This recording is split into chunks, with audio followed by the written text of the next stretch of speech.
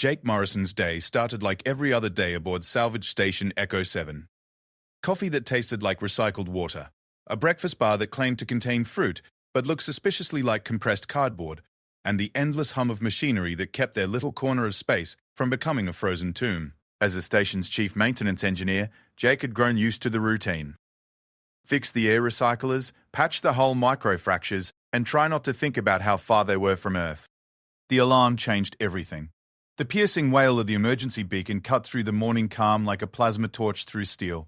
Jake's coffee mug hit the deck as red warning lights bathed the maintenance bay in crimson. His hands moved automatically to the control panel, fingers dancing across holographic displays as he tried to make sense of the readings. "What have we got, Morrison?" Captain Sarah Chen's voice crackled through the comm system, sharp and focused despite being woken from sleep. "Debris field, Captain," Jake replied, his eyes scanning the sensor data. "Big one. Looks like a ship came apart about 2 clicks off our starboard bow. The computer's reading exotic materials in the wreckage." "Exotic how?" Jake frowned at the display. The composition readings were unlike anything in their database. Dense, crystalline structures, mixed with what looked like organic compounds. Most puzzling were the energy signatures, faint but persistent, like dying embers that refused to go cold. "I'm not sure, Captain. The scanner's picking up traces of elements that shouldn't exist outside a star's core. And there's something else." He paused, double-checking the readings. "I'm detecting a life sign." The comm channel went silent for a long moment. Salvage stations didn't usually encounter survivors. Most ships that broke apart in deep space took their crews with them into the void. When Chen spoke again, her voice carried the weight of command. "Prep the recovery shuttle, Morrison." "Dame seria B." "Captain, regulations state that the senior officer evaluates all potential salvage personally." "I know the regs, Jake. Get that shuttle ready." 20 minutes later, Jake found himself sealed inside a recovery pod with Captain Chen, gliding through the debris field toward the source of the life sign. The wreckage told a story of violence. Twisted metal hull plates drifted in lazy spirals, their surfaces scorched by energy weapons. This hadn't been an accident. "Smuggler's ship," Chen observed, noting the modified engine housings and hidden weapon mounts. "Probably got caught by a patrol. Question is, what were they carrying that was worth dying for?" The life sign led them to what had once been the ship's cargo hold. The hull had been split open like a cracked egg, spilling its contents into space. Most of the cargo containers had been destroyed, but one remained intact, its emergency power still functioning. Jake maneuvered the recovery pod's mechanical arms to grab the container. As soon as the clamps engaged, he felt something that made his blood run cold. The container was warm, not just retaining heat from the ship's destruction, but actively generating thermal energy. "Captain," he said quietly, "whatever's in here, it's alive, and it's scared." The reading on his bioscanner showed a heartbeat pattern unlike any in their medical database, rapid but growing weaker. Whatever was inside was dying. Back on the station, they moved the container to the main cargo bay. Station protocol demanded they wait for a full hazmat team before opening any unknown salvage, but Jake could see the life signs fading on his scanner. In another hour, maybe 2, there would be nothing left to save. "We don't have time for protocols," he told Chen. The captain looked at the readings, then at Jake. Sarah Chen had served in the Colonial Navy for 15 years before taking command of Echo 7. She'd seen enough death to know when rules needed to be broken. "Do it," she said. The container's seals hissed as they released, and a cloud of vapor escaped into the bay's atmosphere. Jake's scanner immediately detected complex organic compounds, pheromones, his mind supplied, though he couldn't say why he knew that. The container's lid lifted with a soft pneumatic sigh. Inside, nested in what looked like silk padding, was something that shouldn't exist. It was about the size of a house cat, covered in scales that shifted from deep emerald to brilliant gold depending on how the light hit them. 2 small wings were folded against its back, and a long, sinuous tail curled around its body. But it was the eyes that stopped Jake's breath. Ancient, intelligent eyes that seemed to hold depths of knowledge no creature that small should possess. "A dragon. An actual dragon." "That's impossible," Chen whispered. "Dragons are mythology. Earth legends." But the creature in the container was very real, and very much dying. Its breathing was shallow, and Jake's scanner showed multiple internal injuries. Without immediate medical attention, it would be dead within the hour. "Not necessarily," Jake said, kneeling beside the container. The dragon's eyes tracked his movement, and he felt something stir in his mind. Not quite a voice, but a presence. desperate, pleading. Maybe dragons aren't just Earth legends. Maybe every species has dragon stories because dragons are real. He reached out slowly, letting the creature see his hand. The dragon didn't pull away. Instead, it made a sound like a kitten's mew, but somehow more complex, more musical. Jake's hand made contact with the warm scales, and suddenly his mind was flooded with images. Stars, countless stars, and worlds beyond counting. Great ships moving between them, carrying beings that looked like living gods. And dragons, not just one, but thousands, soaring through space itself as if it were air, their scales reflecting the light of 100 suns. Then darkness, fire, and pain. The death of worlds. The dragons falling one by one until only a few remained, hiding in the corners of the galaxy, protecting the last of their kind. This one was the last, the final heir to a lineage older than civilization itself. The vision faded, leaving Jake gasping. The dragon's eyes had dimmed, and its breathing was becoming more labored. Jake looked at his scanner. The creature had minutes, not hours. "Medical bay," he said urgently. Now. Chen didn't argue. They rushed the container to the station's small medical facility, where Jake began working with an intensity that surprised even him. His hands moved with practiced efficiency, setting up IV lines and monitoring equipment. The dragon's physiology was unlike anything in their medical database, but Jake found himself understanding what needed to be done. Internal bleeding, ruptured organs, massive trauma from whatever had destroyed the ship. By all rights, the creature should already be dead. "Jake," Chen said quietly, "I don't think our equipment is designed for this kind of biology." "Then we adapt," Jake replied, adjusting the medical scanner to compensate for the dragon's unique cellular structure. "We make it work."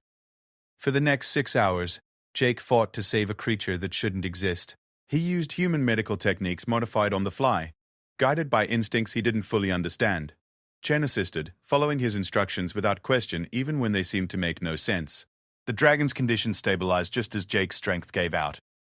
He collapsed into a chair beside the medical bed, exhausted but oddly satisfied. On the monitors, the creature's vital signs showed steady improvement. "Will it live?" Chen asked. Jake looked at the sleeping dragon, its scales now showing more gold than green, a sign of healing, somehow he knew. "Yes. But Captain, I think we've just complicated our lives in ways we can't imagine."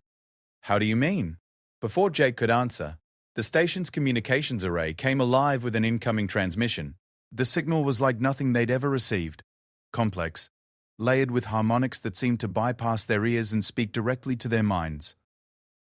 "Attention, human vessel," the voice said, and Jake felt the dragon stir on the medical bed. "You carry something that belongs to us. Prepare to be boarded." Through the viewing port, Jake could see them approaching. 3 ships, each one easily 10 times the size of their station. Their hulls seemed to be made of living crystal that pulsed within a light, and as Jake watched, he realized they weren't ships at all. They were dragons. Adult dragons, each one the size of a battleship, flying through space as easily as birds through air. And they were angry. The baby dragon opened its eyes and looked at Jake. In that moment, he understood with perfect clarity that his simple act of compassion had just made him the center of a conflict that could reshape the galaxy. The dragons had found their lost heir, and they wanted to know why a human had dared to touch something so sacred. Jake looked back at the tiny creature he'd saved, then at the approaching dragon ships that could vaporize their station with a thought. He'd always believed that doing the right thing was its own reward. He was about to find out just how expensive doing the right thing could be. The dragons were coming, and Jake Morrison, maintenance worker, coffee drinker, and accidental savior of myths, was about to become the most important human in galactic history. Whether he survived the experience remained to be seen. The first dragon to board their station was nothing like the tiny creature sleeping in their medical bay. Standing nearly 3 meters tall, its scales shifted between silver and deep blue like liquid metal. When it spoke, Jake felt the words in his bones as much as he heard them with his ears. "I am Kethrax of the Void Flights," the dragon announced, its voice carrying harmonics that made the station's metal walls hum in sympathy. "You will surrender the hatchling immediately." Captain Chen stood beside Jake in the main docking bay, both of them trying to project calm while their hearts hammered against their ribs. Behind Kethrax, 2 more dragons waited, one with scales like polished copper, another whose hide seemed to contain captured starlight.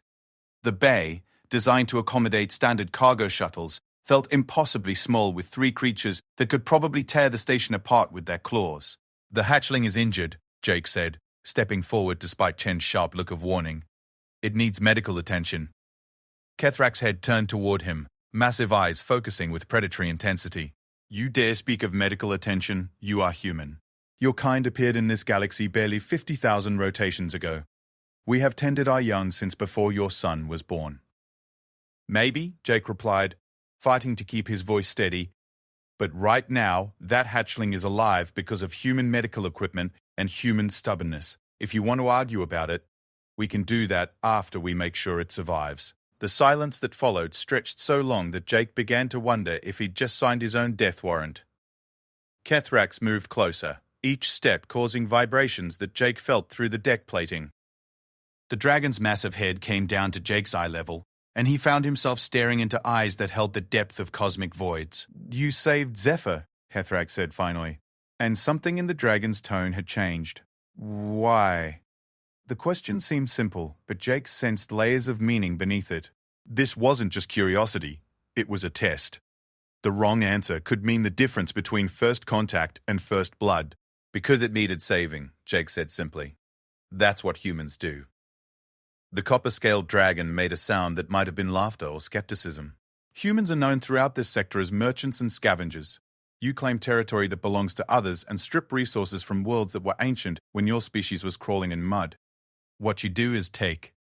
Jake felt anger flare in his chest, but Chen's hand on his arm kept him from saying something that would get them all killed. Instead, he took a deep breath and chose his words carefully. "You're not wrong," he admitted. "Humans have done terrible things. We've made mistakes, hurt people, destroyed things we should have protected. But we've also spent our entire history trying to do better. And sometimes, when something small and helpless needs help, we don't stop to ask what species it belongs to, or whether we're qualified to save it. We just try." Kethrak studied him for another long moment, then turned to the third dragon, the one whose scales held starlight. "What is your assessment, Valdris?" The starlight dragon moved forward with a grace that seemed to defy physics. Its scales shifted through the entire visible spectrum as it spoke. "The human speaks truth as far as his understanding allows, but there are currents here deeper than he knows. The hatchling's survival is significant." "Significant how?" Chen asked. Valdris's attention shifted to her, and Jake noticed the captain didn't flinch under that cosmic gaze. "The one you call Zephyr is not merely a hatchling. It is the last pure descendant of the first flight, the original dragons who shaped this galaxy. Its bloodline carries memories and powers that your kind cannot comprehend." "We don't need to comprehend it," Jake said. "We just need to keep it alive." "And therein lies the paradox," Kethrax rumbled. "For 10 million years we have guarded our young from lesser species. Yet here stands a human who saved what we could not protect, using methods we do not understand, motivated by compassion we thought impossible in your kind." The dragons exchanged looks that seemed to carry entire conversations. Jake caught Chen's eye and saw his own confusion reflected there. They were clearly missing something important, but no one seemed inclined to explain what. "I would see the hatchling," Kethrak announced. They made an odd procession through the station's corridors, 3 massive dragons somehow managing to navigate spaces designed for human-scale beings, followed by 2 increasingly bewildered humans. Jake noticed that the dragons' movements caused no damage despite their size, as if they existed slightly out of phase with normal matter. In the medical bay, Zephyr lay sleeping on the diagnostic bed, its scales now showing healthy bands of gold and green. The monitors displayed vital signs that had stabilized into patterns Jake was beginning to recognize as normal dragon physiology. The sight of the tiny creature seemed to have a profound effect on the adult dragons. Kethrax approached the bed with movements so careful they seemed choreographed. The massive dragon extended one claw, larger than Jake's entire hand, and gently touched the hatchling's head. Zephyr stirred, opening eyes that immediately fixed on Kethrax's face. What followed was clearly a conversation, though Jake heard no words. The air itself seemed to vibrate with harmonics below human hearing, and both dragons' scales flickered through rapid color changes. After several minutes, Kethrax straightened and turned back to Jake. "Zephyr has chosen," the dragon announced. "Chosen what?" Jake asked. "A bond guardian. You, human Jake Morrison." Chen stepped forward. What does that mean exactly? The copper-scaled dragon answered, its tone carrying what might have been amusement. It means your maintenance worker has just become the most protected human in galactic history, and the most hunted. Before Jake could ask for clarification, the station's communications array activated again. The new voice that came through carried authority that made even the dragons straighten. This is Admiral Thane of the Hegemony Enforcement Fleet. Human Station, you are in violation of Galactic Accord 447. You have in your possession classified biological material. Surrender it immediately or be destroyed. Through the medical bay's viewing port, Jake could see them arriving, a fleet of ships with the sleek, predatory lines that marked them as Hegemony warships. 12 vessels, each one bristling with weapons that could reduce their small station to cosmic dust. Well, Chen said with remarkable calm, this day just keeps getting better. Kethrak's scales had shifted to deep crimson, a color Jake instinctively recognized as dangerous. The Hegemony, the dragon spat.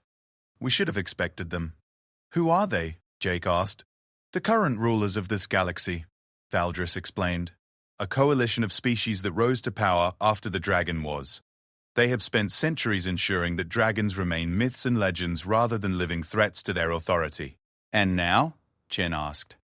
Now they face a choice, Kethrak said grimly. Allow a human to protect the last heir to the throne that ruled before they existed, or start another war to prevent it. The comm system crackled again. Human Station, this is your final warning. You have 60 seconds to comply. Jake looked at Zephyr, still sleeping peacefully on the diagnostic bed. The hatchling seemed impossibly small and fragile, yet apparently its existence threatened the balance of galactic power. He thought about the vision he'd experienced when first touching the dragon. The memory of vast civilizations and cosmic beauty that had been lost to war and fear. What happens if I refuse to give Zephyr up? He asked. War, Kethrak said simply. The Hegemony will not allow the Dragon Throne to have an heir. They will do anything to prevent Zephyr from reaching maturity. And if I do give the hatchling up? Death, Valdris replied. The Hegemony will eliminate Zephyr as a threat, and you as a witness. They cannot allow word to spread that dragons still exist. Jake looked at the countdown timer on the communications display. 45 seconds. Outside, the Hegemony fleet was moving into attack formation. On the bed, Zephyr made a soft sound in its sleep, one tiny claw reaching out as if seeking comfort. Captain, Jake said quietly. I need you to do something for me. Jake, no. Whatever crazy plan you're... Get everyone else to the escape pods. All non-essential personnel off the station. I'm not leaving you here to... You're not. Jake turned to Kethrax. Can your ships protect the escape pods? Yes, the dragon replied immediately. But the station will be destroyed either way, Jake finished. But maybe we can make sure something good comes from it. 20 seconds. Jake moved to the medical bed and carefully lifted Zephyr. The hatchling woke at his touch, those ancient eyes focusing on his face with perfect trust. In that moment, Jake understood what the Bond-Guardian relationship really meant. It wasn't about protection or ownership. It was about choice. The choice to stand between the innocent and those who would harm them, regardless of the cost. I'm not giving you up, he whispered to Zephyr. I promise. The dragon made that musical sound again, and Jake felt something settle into place in his mind, a presence that was alien but welcome. Zephyr had accepted him as completely as he had accepted his responsibility to protect the hatchling. 10 seconds. All personnel, abandon station. Chen's voice echoed through the corridors. This is not a drill. All personnel to escape pods immediately. 5 seconds. Jake looked at Kethrak. What do you need me to do? Trust us, the dragon replied. And hold on to Zephyr. The Hegemony fleet opened fire just as the first escape pod launched. Energy beams designed to crack planetary crusts struck the station's shields, overloading them in seconds. But instead of destroying the station, the weapons seemed to pass through it harmlessly. Jake felt a sensation like falling and flying at the same time. The medical bay around him became translucent, then faded entirely. He was moving. No, they were all moving, station and dragons together, sliding between dimensions in a way that human physics couldn't explain. When the sensation stopped, they were somewhere else entirely. Jake found himself standing in what looked like a vast crystal cavern, but the walls pulsed with their own light, and the air tasted of starlight and ozone. Zephyr chirped happily in his arms. apparently enjoying the dimensional travel. "Welcome," Keithrak said, "to the last Dragon Sanctuary. You and your crew are now under the protection of the Void Flights." Through gaps in the crystal walls, Jake could see space, but not the empty void he was used to. This space was alive with color and motion, filled with structures that seemed to grow rather than being built. And everywhere, dragons soared through the cosmic currents like living ships. "This is impossible," Chen breathed, having apparently refused to abandon station as ordered. "No," Jake said, watching Zephyr extend tiny wings toward the impossible vista beyond the crystal walls. "This is just the beginning." He had saved a baby dragon and inadvertently declared himself the enemy of the most powerful military force in the galaxy. Any reasonable person would be terrified. Jake Morrison had never felt more alive. 3 weeks in the Dragon Sanctuary changed everything Jake thought he knew about the universe. The crystalline structures that housed the last of the dragon civilization defied human understanding of physics, growing and reshaping themselves according to need rather than design. Jake's quarters had started as a simple chamber, barely large enough for a bed, but as days passed, it had expanded to include workspace, storage, and even a small garden that somehow grew earth plants in alien soil.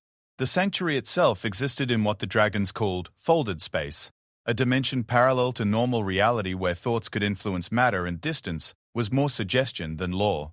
Jake learned to navigate corridors that rearranged themselves based on where he needed to go, and he stopped being surprised when he stepped through a doorway expecting to find the dining hall, and instead found himself in the vast observatory where ancient dragons studied the movements of galaxies. Zephyr had grown remarkably during their time here. The hatchling was now the size of a large dog, its scales having settled into a pattern of deep blue shot, through with veins of pure silver. More importantly, Zephyr had begun to communicate not just with emotions and images, but with actual words transmitted directly into Jake's mind.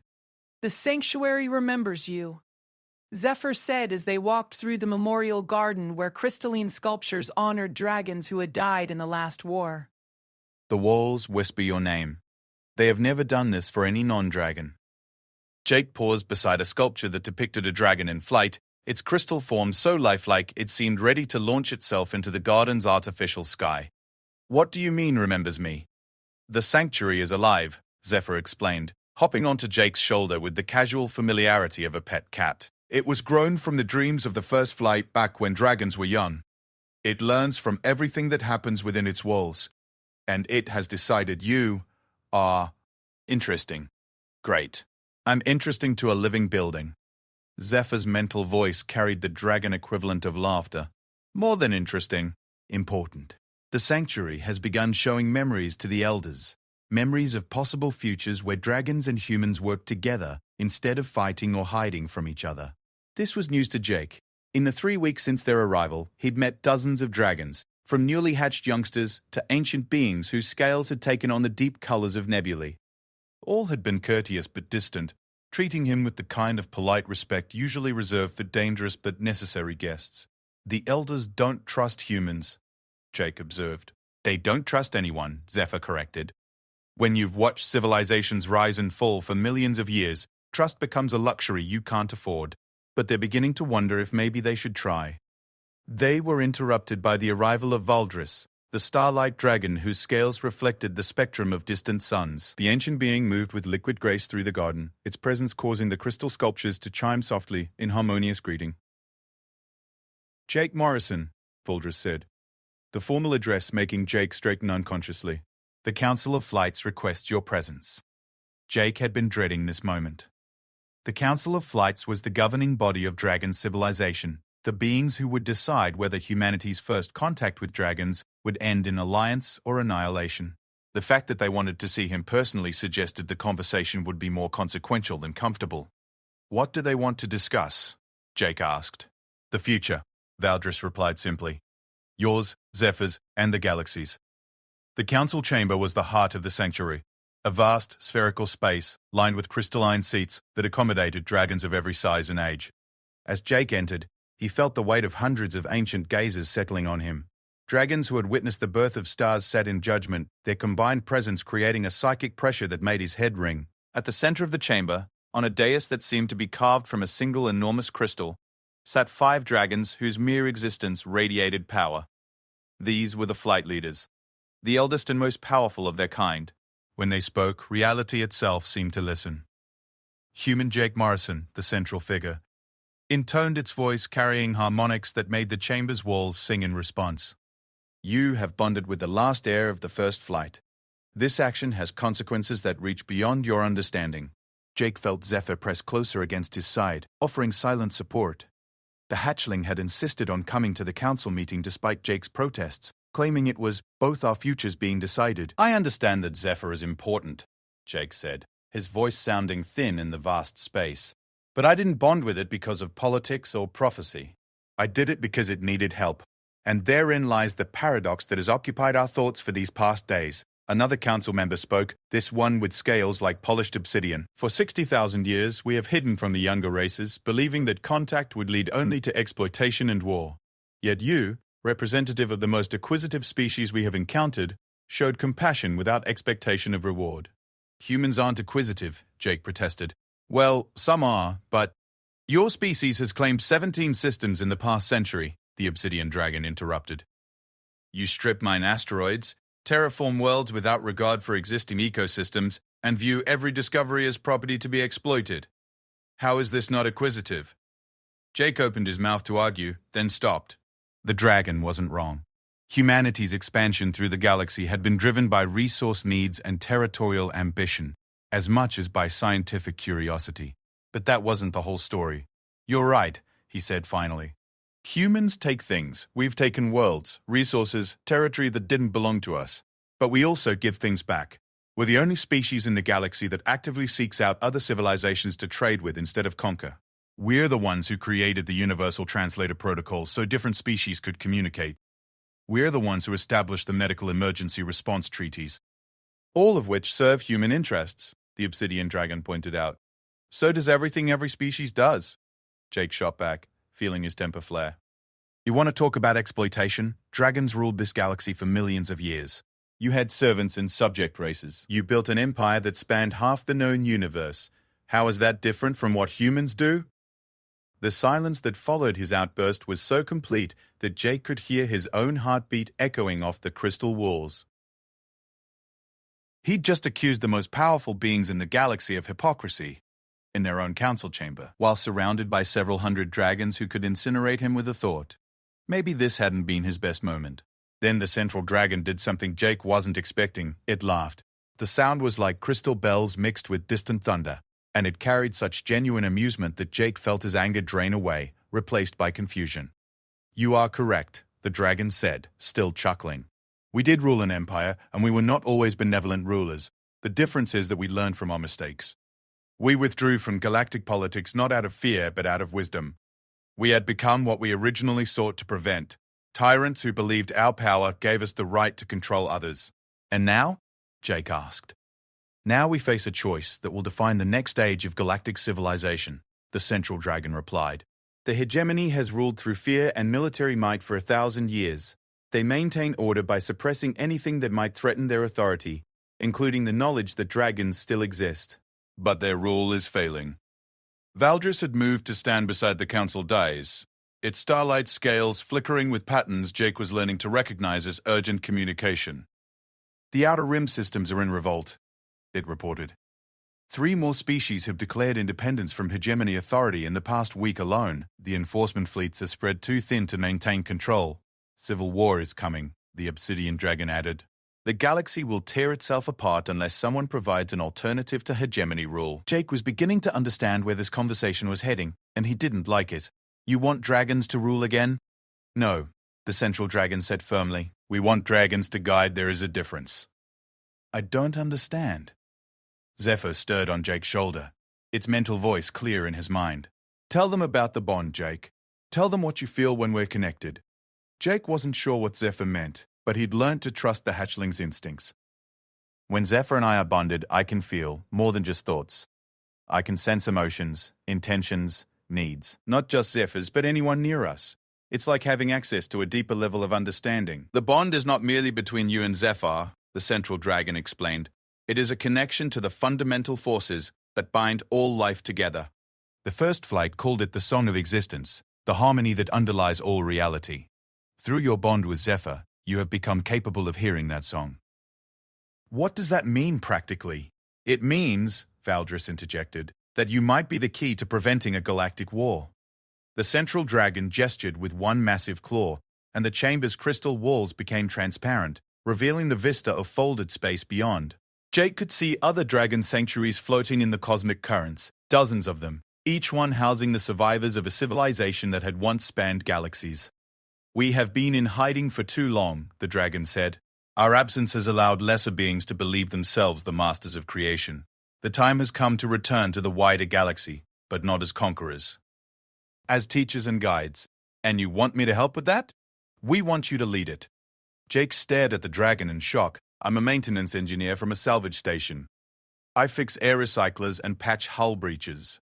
I'm not qualified to lead anything." "You are bonded to the heir of the dragon throne," the obsidian dragon said.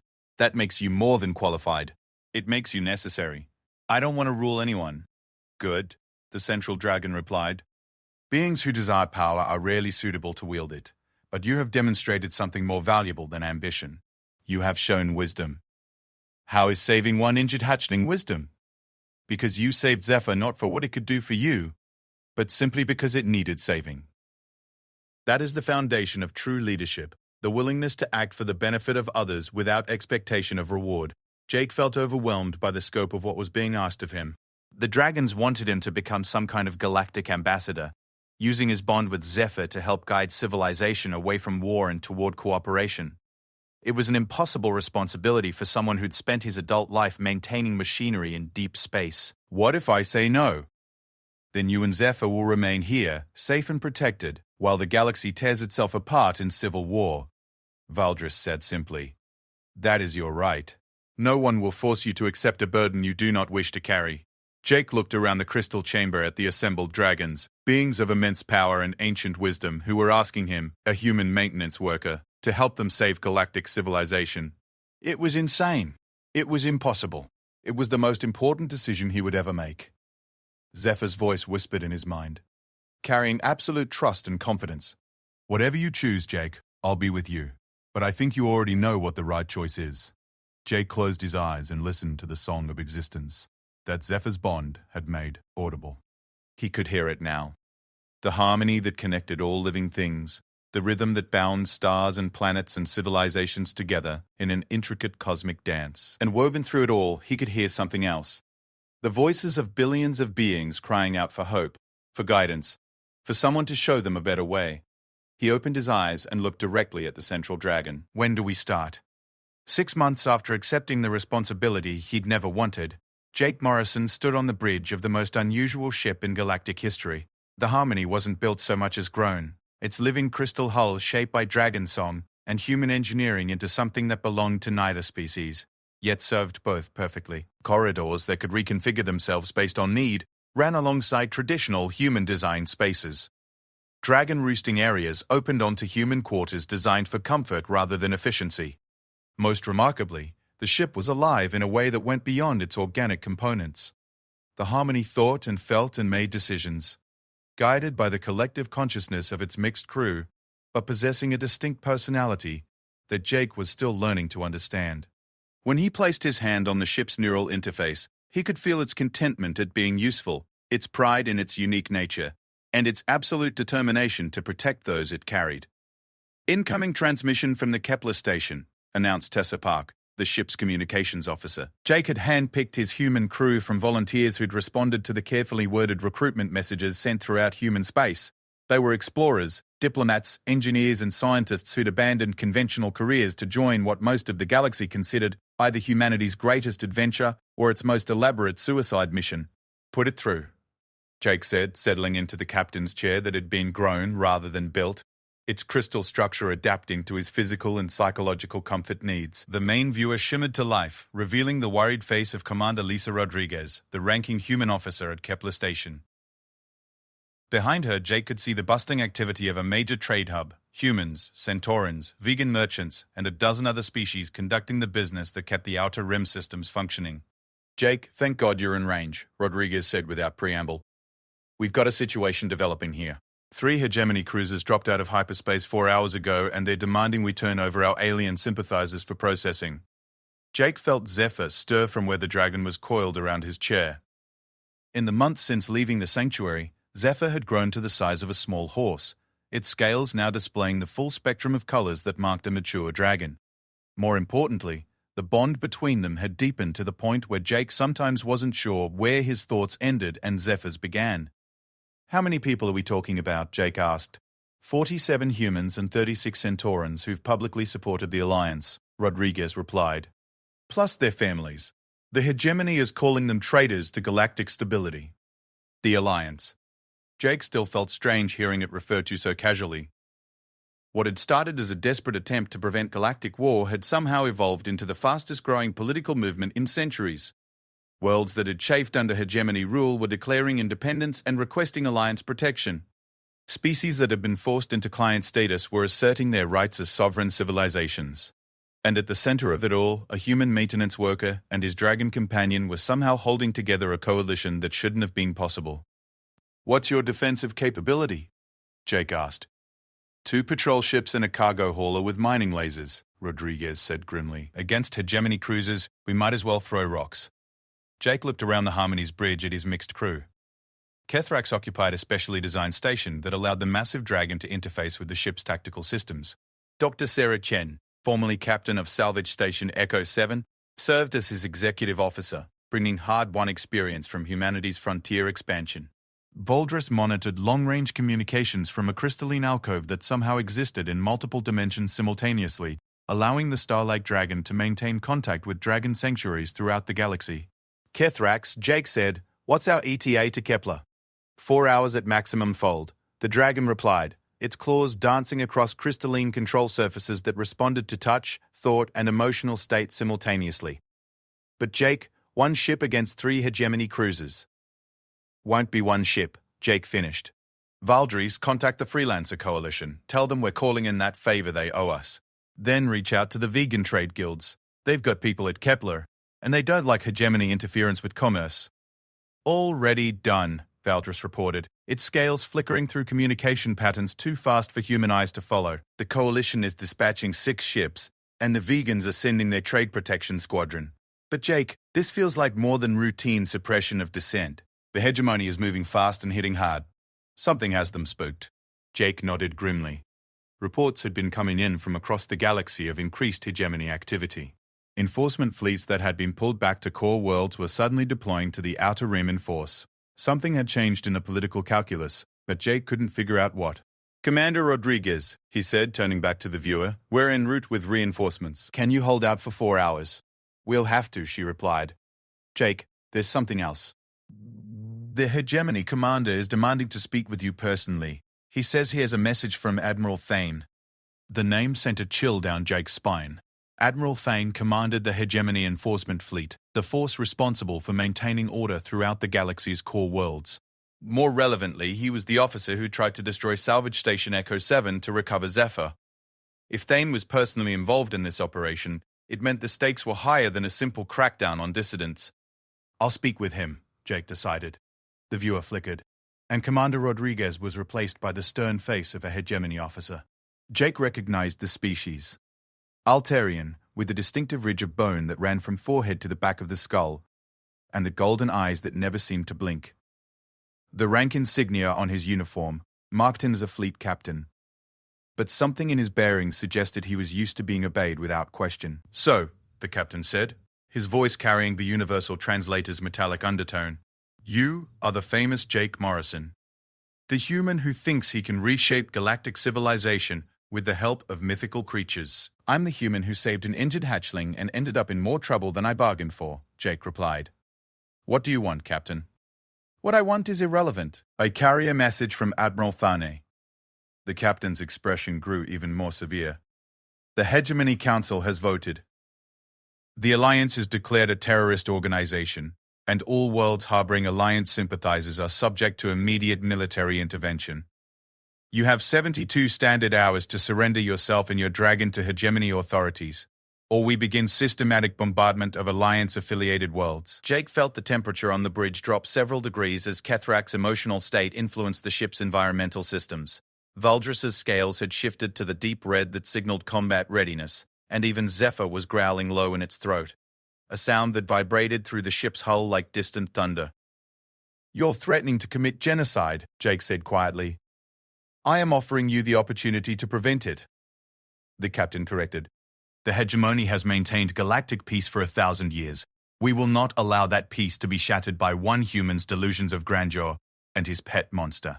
The connection ended before Jake could respond, leaving the bridge in tense silence. Jake stared at the blank viewer, his mind racing through possibilities and contingencies. The hegemony was escalating beyond anything they'd prepared for. Systematic bombardment meant the destruction of entire civilizations. Billions of lives ended to maintain political control. They're bluffing, Dr. Chen said finally. The hegemony can't just start exterminating worlds. The other core civilizations would never stand for it. The core civilizations are terrified, Valdris replied, its voice carrying harmonics of deep concern.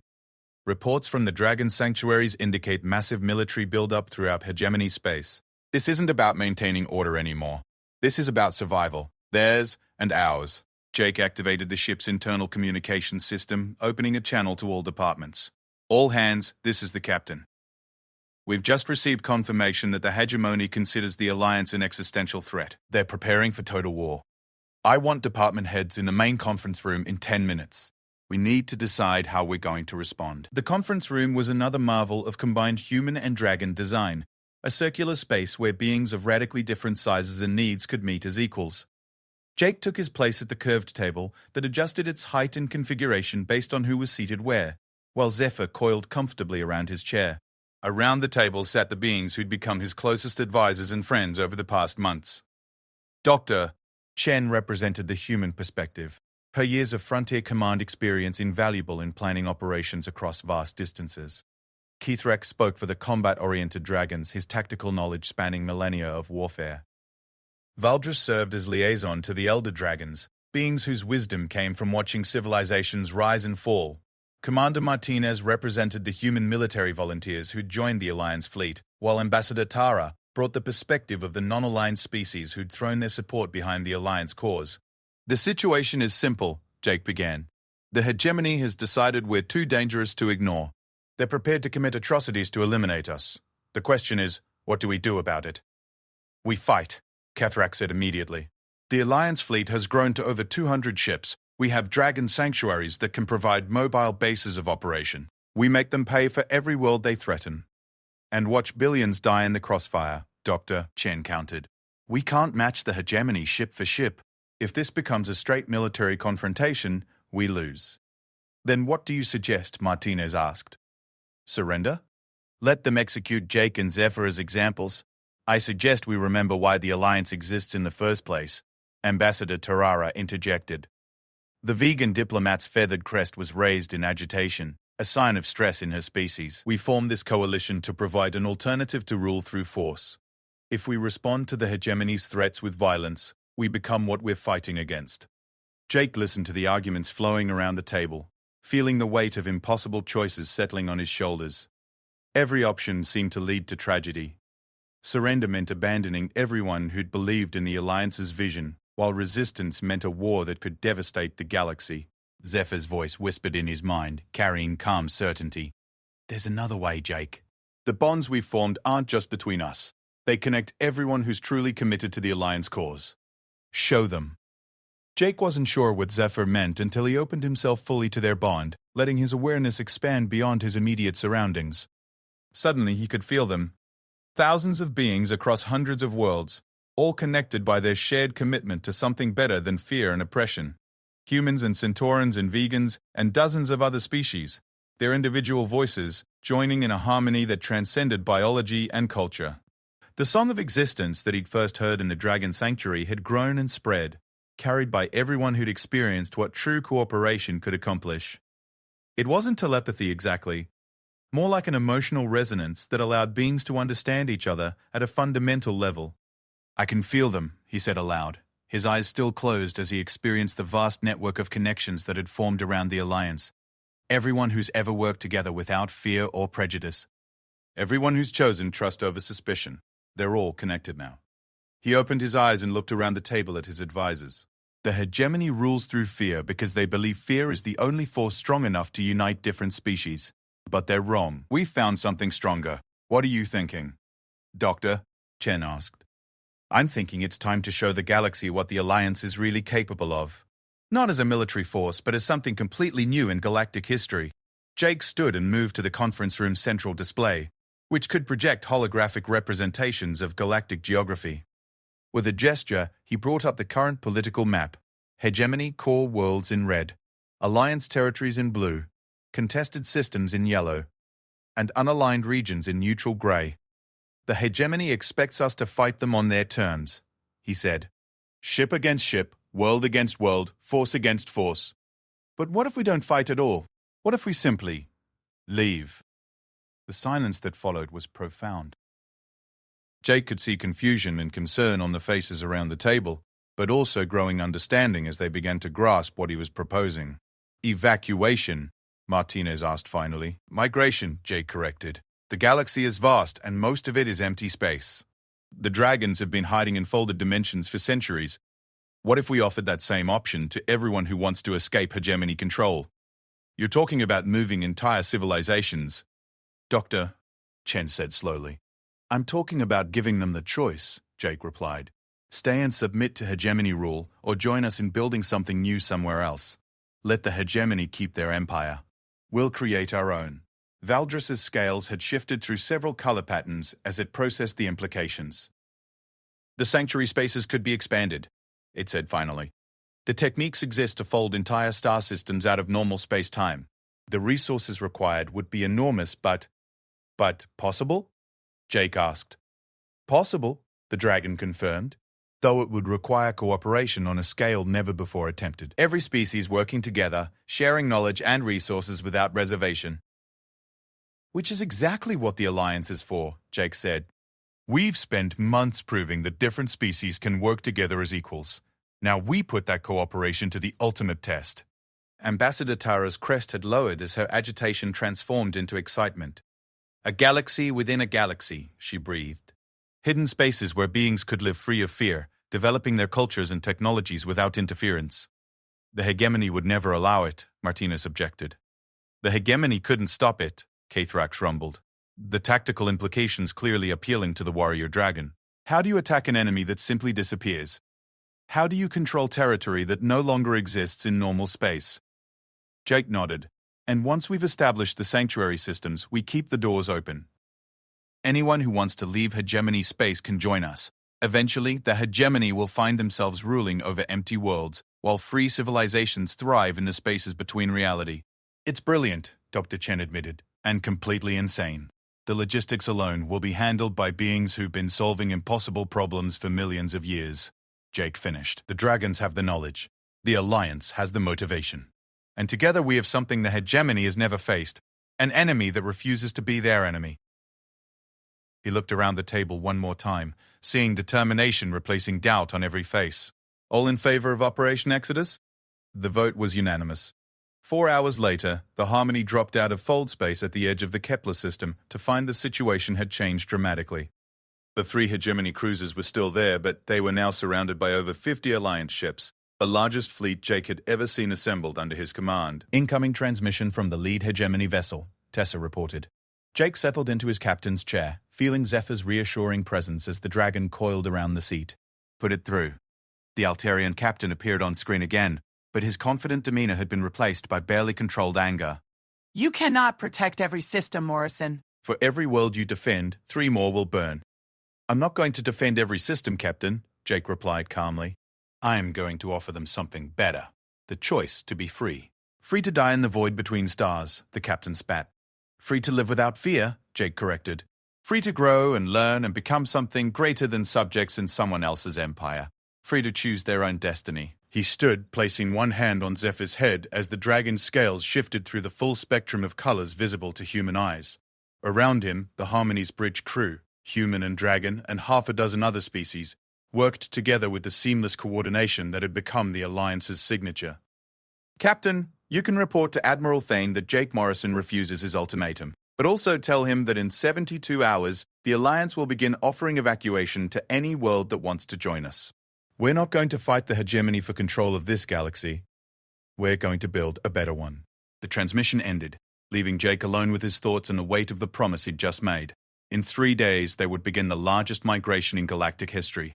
Entire civilizations would have to be moved across dimensional boundaries into spaces that didn't quite exist yet. The technical challenges were staggering, the social implications revolutionary, and the potential for disaster almost unlimited. Zephyr's mental voice carried quiet confidence. It will work, Jake. It has to work. The song of existence is growing stronger every day, and it's telling everyone who can hear it that change is coming. Good change, for those brave enough to choose it. Jake looked out at the Alliance fleet surrounding them, ships from a dozen species flying in formation not because they were ordered to, but because they'd chosen to stand together. Beyond them, he could see the first transport ships arriving to begin evacuating those who wanted no part of the war to come. It was the beginning of something that had never been attempted before.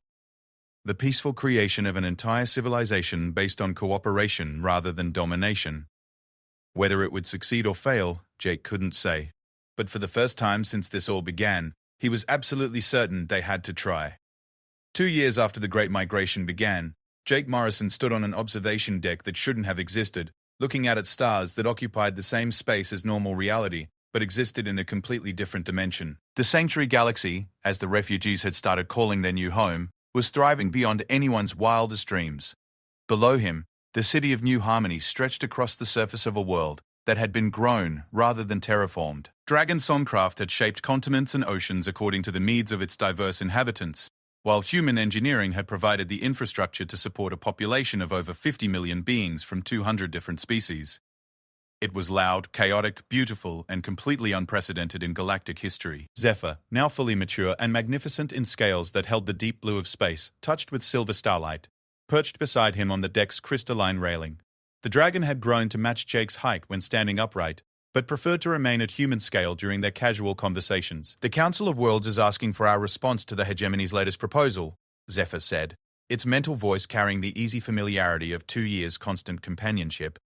Jake sighed and turned from the view to face the reports displayed on the deck's information screen. The hegemony's proposal was actually an ultimatum thinly disguised as a diplomatic overture. Return all refugee populations to their original worlds, disband the Alliance government, and submit to hegemony authority in exchange for amnesty and protection. "What's our current population in the sanctuary systems?" Jake asked. "Just over 4 billion beings across 37 worlds and 200 station habitats," Zephyr replied promptly. "Growing by approximately 2 million per month as more refugees arrive from hegemony space." The numbers were staggering. What had started as an evacuation of a few thousand dissidents had become the largest voluntary migration in recorded history. Entire species had chosen to abandon their homeworlds rather than live under hegemony rule, bringing their knowledge, culture, and dreams to the hidden dimensions where the Alliance was building something entirely new. And their response to losing that many people? Mixed, Zephyr admitted. Some hegemony worlds are experiencing economic collapse as essential workers disappear. Others are functioning normally but with significantly reduced populations. The core worlds are maintaining stability, but the outer rim is essentially empty now. Jake nodded grimly. The Great Migration had achieved its primary goal of removing Alliance populations from hegemony control, but it had also created new problems. The hegemony found itself ruling over increasingly empty space, while the Alliance struggled to integrate radically different civilizations into a functioning society. "Sir?" The voice belonged to Lieutenant Commander Sarah Kim, Jake's aide-de-camp, and one of the thousands of young humans who'd volunteered to help build the new civilization. "The Council of Worlds is ready for your address." Jake straightened his uniform, not the military dress of human space forces, but the flowing robes that had become the standard formal wear of Alliance officials. The garment combined human practicality with dragon aesthetics, creating something that looked dignified without being intimidating. More importantly, it incorporated bioresponsive fibers that changed color based on the wearer's emotional state, making deception nearly impossible during formal proceedings. The Council Chamber of New Harmony was even more impressive than the original Dragon Sanctuary, where Jake had first accepted his role as leader of the Alliance. Representatives from every refugee species sat in a vast amphitheater that existed in multiple dimensions simultaneously, allowing beings of radically different sizes and environmental needs to participate as equals. Human representatives sat beside massive crystalline entities from the Andromax system, while gaseous beings from the cloud cities of Nephros floated in specialized containment fields adjacent to the silicon-based delegates from the mining worlds of Kepler. At the center of it all, Jake took his place at the speaker's podium, a living crystal formation that had grown to accommodate both human and dragon physiology. Zephyr coiled gracefully around the structure's base, their bond allowing them to present a unified voice to the assembled representatives. Fellow beings of the Alliance, Jake began, his voice carried throughout the chamber by harmonic resonators that translated not just his words, but his emotional intent into formats every species could understand. We gather today to address the hegemony's latest attempt to control our destiny through threats and ultimatums. A ripple of sound passed through the chamber, clicks, whistles, harmonic tones, and conventional speech as hundreds of species expressed their displeasure simultaneously. Jake waited for the noise to subside before continuing. 2 years ago, we faced a choice between submission and warfare. We chose a third option, freedom through migration, to spaces where we could build something better. Today, we face that choice again. The hegemony demands our surrender in exchange for their promise not to destroy the worlds we've abandoned. What worlds? Called out Ambassador Tara from the vegan delegation. Half the systems they're threatening to bombard are empty now. Our people are here, safe in the sanctuary dimensions. Not all of them, Jake replied soberly. Approximately 12 billion beings remain in hegemony space. Some by choice, others because they lack the resources or opportunity to migrate. The hegemony is holding them hostage to force our compliance. This brought more agitated sounds from the assembled delegates. The welfare of beings still trapped under hegemony rule had been a constant source of debate in the council. Some argued for military action to liberate them, while others insisted that any aggressive move would justify hegemony retaliation against defenseless populations. The question before us today, Jake continued, is whether we negotiate with terrorists who threaten innocent lives to achieve political goals, or whether we find another way to protect those who cannot protect themselves. What other way? Asked Representative Ketan of the Centauran refugees, their insectoid features conveying skepticism through antenna positions that the universal translator rendered as emotional subtones.